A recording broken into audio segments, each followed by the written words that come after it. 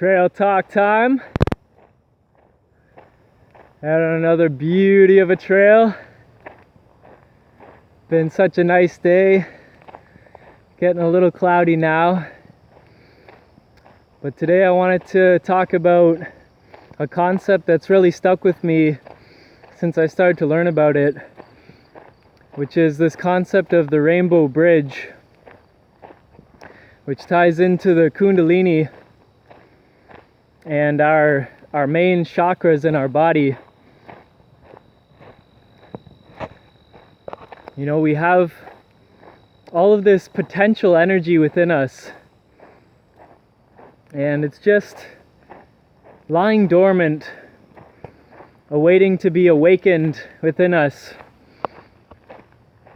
You know, they call it this serpent that's coiled at the root chakra, right at the base of our spine. And if one can learn to awaken that energy and raise it up to the higher centers, then we can feel this powerful energy surge within our body. And most of us on the planet really have not even tapped into probably 1% of our potential energy, right? Of our potential capabilities as human beings. You know, because society is not helping us to empower ourselves for the most part, right? We're basically dumbed down as much as possible so that we never truly realize who we are and our infinite capacity and our infinite potential. You know, we're taught certain things in school. It gears us up towards getting into a job or a career that is part of this matrix system that just keeps it going and running perpetually. But we're never really taught the keys to awaken our light bodies. You know, I've talked about us being more than just these physical bodies. But it was so funny because yesterday I had this amazing trail walk. You know, I was just vibing with nature all day, and I was getting these insights about the rainbow bridge, and I knew I was going to make a video about it. But then last night I was reading The Power of Now, a chapter in it, and the author Eckhart Tolle was talking about many of us, you know, from religions and stuff like that, are taught that the body is somehow a negative thing, right? If you're supposed to get into this spiritual life, then they start to teach that the body is somehow now evil or bad, and so we are to, you know, leave the body behind and not see it as something high. And some different religions use techniques like actually physically hurting their own bodies and stuff to kind of punish it or keep it down and show it who's boss kind of thing, as if they're completely separate from the body. And I think I've dealt with those types of feelings before, right? Getting glimpses of these higher experiences of life, of who I am. I think I started to become too geared into the spiritual aspects of life, and I forgot about the physical aspects of life. And really, it's all about balance, right? And that's what the rainbow bridge is all about. It's about bridging the physical and the spiritual and realizing that it's all one and the same. Beautiful deers I'm just passing. Oh my goodness, so close. Wow, you can see them. Yo. Wow. Oh, many. Let's keep an eye on them. think they want to go in the water, yep. Amazing. Anyways, as I was saying, I really feel it's all about balance, right? So realizing that all that is physical is actually spiritual, right? If you take that perspective and you realize that all is this one energy, this divine source energy, then we can realize that everything that is physical is actually the same. It's actually spiritual. It's actually all just energy, all source energy. It's all God, if you want to call it that. And it was funny, I saw a little thing before with a beautiful teacher that's inspired me a lot. His name is Ram Dass.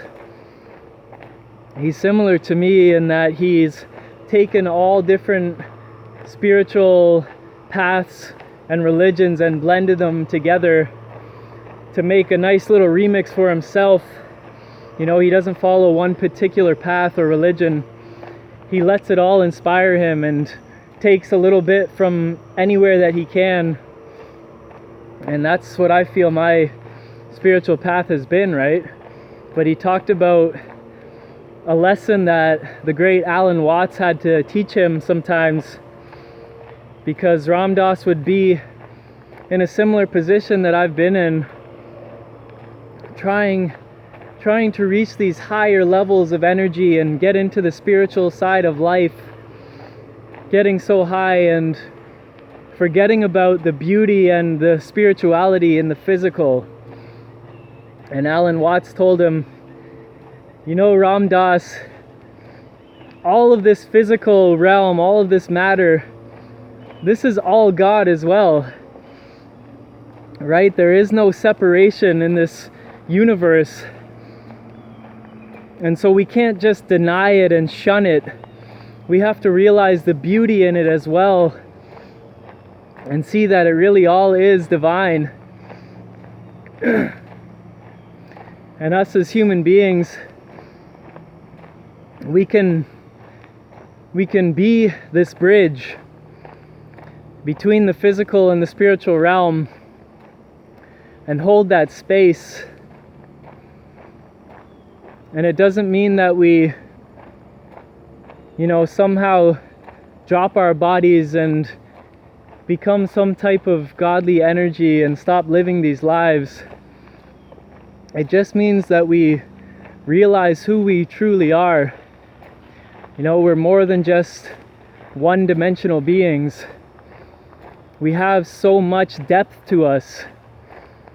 And we can discover this by looking within ourselves, right? And feeling within ourselves, as opposed to always just worrying about the outside life and really getting caught in our mental chatter, right? It was so helpful reading this chapter in The Power of Now last night.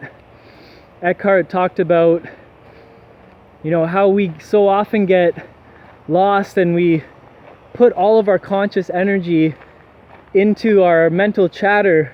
We get sucked into this flow and stream of thoughts just going and going, and we lose all of our energy that way, right?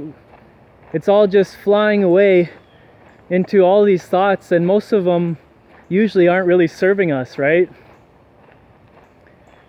But we can learn to draw our energy back into our body. I always talk about through the breath, right? The breath is like the key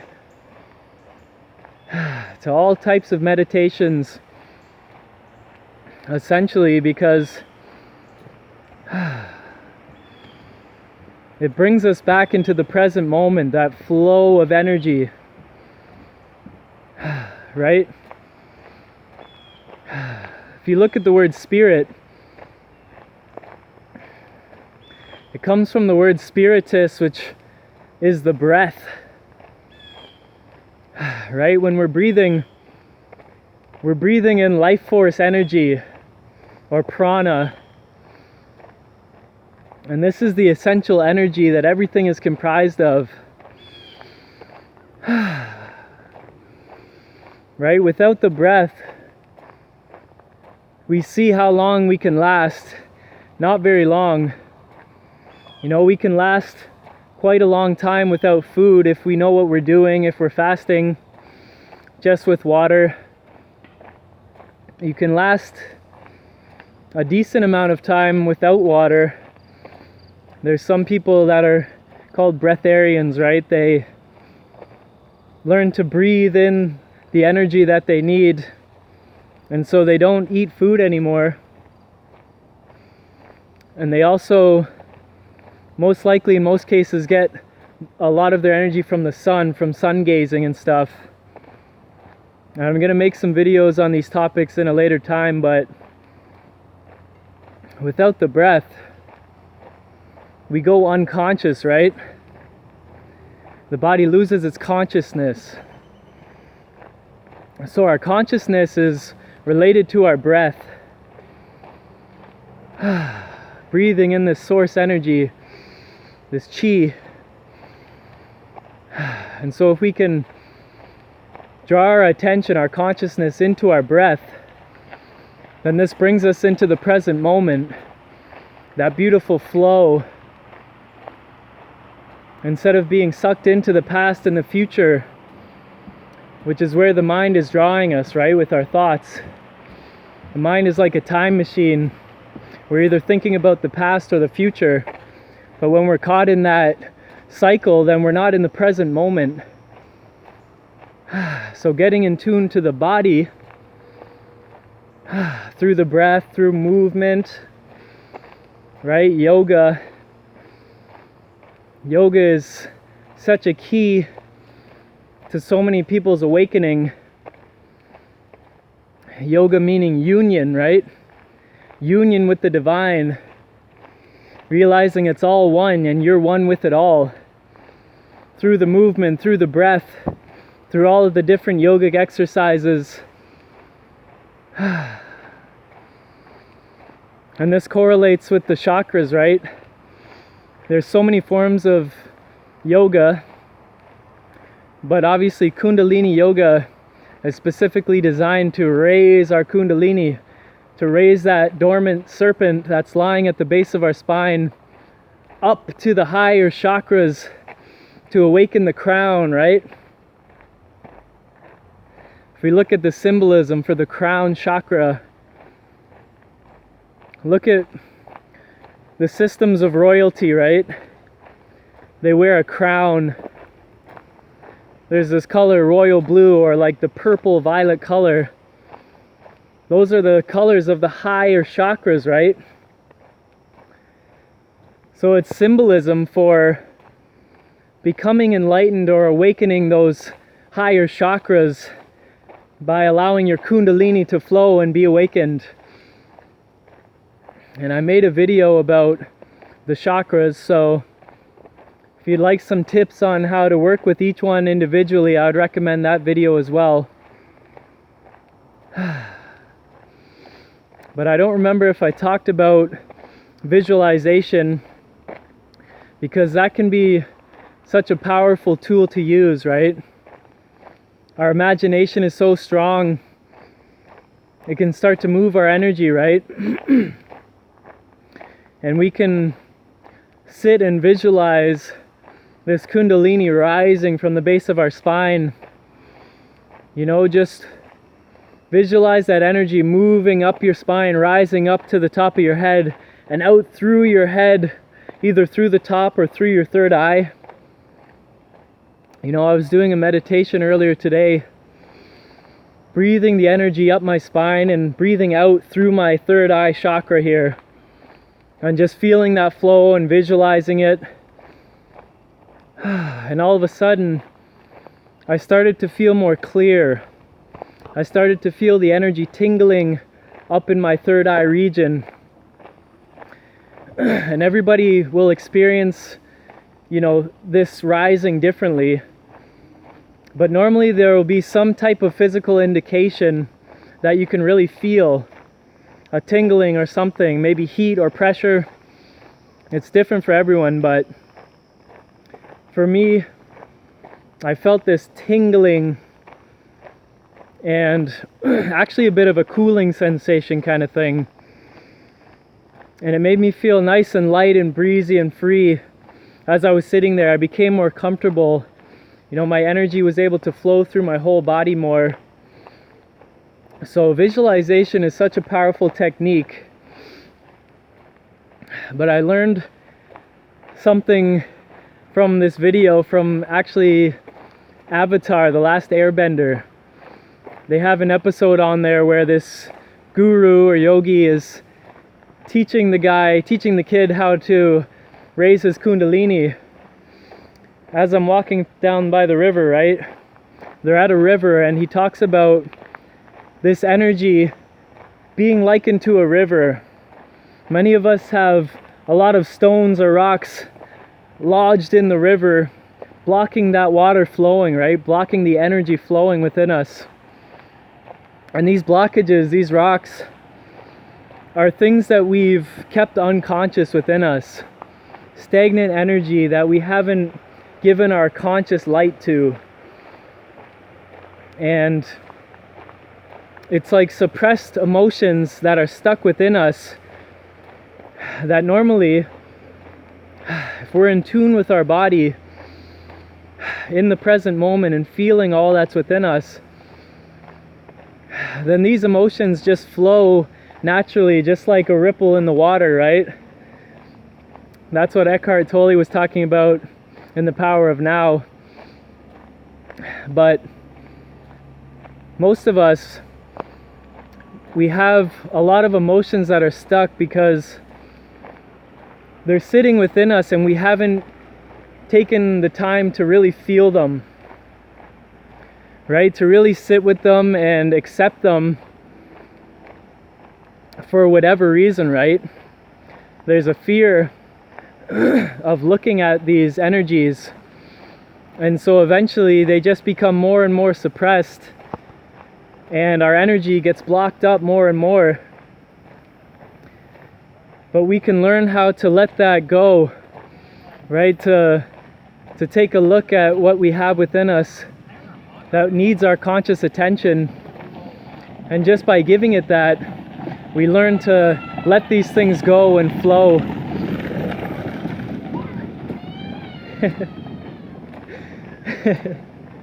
And they're no longer stuck up within us, right? And that kid is such a good example right here. You know, as kids, most of us feel so free to just express ourselves, right? We're not afraid to show our emotions fully, to cry and let it all out, or to get upset and angry. But we're taught by society and our parents and those around us growing up that certain emotions and feelings are not okay to express at certain times. And so we learn to keep it all in, you know, to try and be good, be a good boy, a good girl. Normally we're rewarded with a treat or something, or we're punished if we let that out. So it becomes like this safety mechanism for us to actually put up these walls so that we don't show our true emotions. And that's what's keeping all the energy stuck within us, right? We haven't allowed ourselves to let it all go and let it free and express. So if we can bring ourselves back to that childlike state, right? Take ourselves back to those moments where we were told it wasn't okay to express ourselves in a certain way, to be free. We had to shun these emotions and think of them as negative, when really there's no such thing, right? It's all just part of the beautiful dance of life, right? We wouldn't know positivity or happiness and joy if we didn't have the other emotions like sadness and anger and everything. So they're all just equally important. Yet we're taught that only certain emotions and stuff are okay for us to express. So I want to open an invitation to give yourself permission to say whatever emotion that I'm feeling at the moment, I'm going to allow myself to feel it fully and not try and run away from it or suppress it and hide it away, no matter the situation, right? Sometimes it can be hard to be so open, you know, because we've been conditioned that way to try and fit into society. So we don't want to make a spectacle or a scene in public. But let me tell you, it's so freeing just to let that out, whatever comes up, and express it in a healthy way, right? I've talked about in other videos about how to express certain things in a healthy way. But I think these are very helpful keys that have helped me to just open myself up more and be more free-flowing and expressive and energized, right? Some days when I'm feeling low energy, the only reason is because I've been keeping things in and I haven't allowed myself to express, right? And then all of a sudden I work with the energy, I allow it to flow again, and all of a sudden, boom, I'm feeling great. I'm just bouncing around. So I hope this was helpful. That's it for today. I hope that those watching will just take a little bit of time for yourself to see if you have any stuck emotions within you, right? Get into your body, start to feel your energy, and start to work with that, right? If something comes up, then just allow it to be released. You might release with tears, you might release with laughter. There might be different ways of you doing that, but I promise you it will feel amazing. So yeah, that's it for today. Have an amazing day and stay present, because that's really the key. So peace and limitless love.